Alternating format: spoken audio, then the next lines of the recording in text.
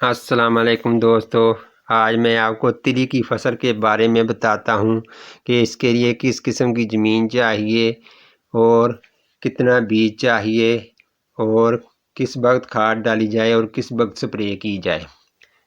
سب سے پہلے تو دوستو تلی کی فصل کے لیے ایسی زمین کا انتخاب کریں جہاں سے نکاسی آب کا انتظام ہو، یعنی جہاں پانی کھڑا نہ ہو، پانی نکالا جا سکے۔ اگر بارش وغیرہ پڑ جائے زیادہ تو پانی نکالا جا سکے، کیونکہ اگر اس میں پانی کھڑا ہوگا تو یہ فصل خراب ہو جائے گی۔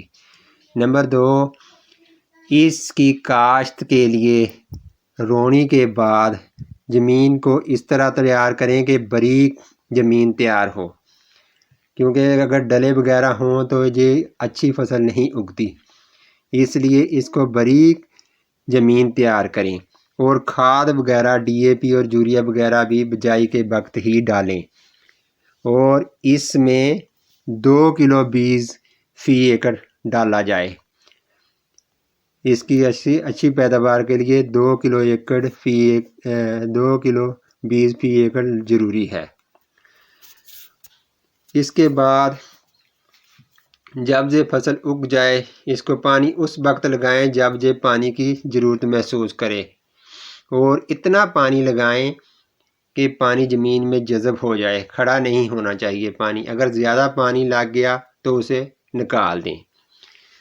اس کے بعد اس کو جب تیلا وغیرہ آئے یا سونڈی وغیرہ آئے تو اس پر بر وقت سپرے کریں، کیونکہ اگر تیلا وغیرہ بڑھ جائے تو یہ فصل کو بری طرح متاثر کرتا ہے۔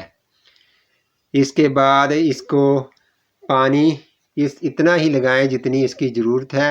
بارش وغیرہ زیادہ پڑ جائے تو فالتو پانی کو نکال دیں، سائڈوں کی طرف یا کسی طرح سے، جس طرف سے بھی نکل سکتا ہو اس پانی کو نکال دیں۔ اس کی کاشت اپریل کے مہینے سے شروع ہوتی ہے، اگست تک کی جا سکتی ہے۔ کسی بھی وقت یہ فصل کاشت کی جا سکتی ہے۔ یہ نہایت منافع بخش فصل ہے۔ اس کو زیادہ سے زیادہ 3 پانی کی ضرورت ہوتی ہے۔ 2-3 پانی کے بعد یہ فصل پک جاتی ہے، تیار ہو جاتی ہے۔ اگر بارشیں وغیرہ ہونے لگ جائیں تو پھر اس کو 1 پانی بھی نہیں لگانا پڑتا، یہ پہلے پانی پر ہی تیار ہو جاتی ہے۔ یہ زیادہ پانی نہیں لیتی، اس کو کم پانی کی ضرورت ہے، بلکہ زیادہ پانی سے یہ فصل خراب ہوتی ہے۔ اس لیے ان چیزوں کا خیال رکھیں۔ 2 کلو فی ایکڑ بیج ڈالیں، کھاد بجائی کے وقت ڈالیں، اور ایسی زمین منتخب کریں جہاں سے نکاسی آب کا انتظام ہو۔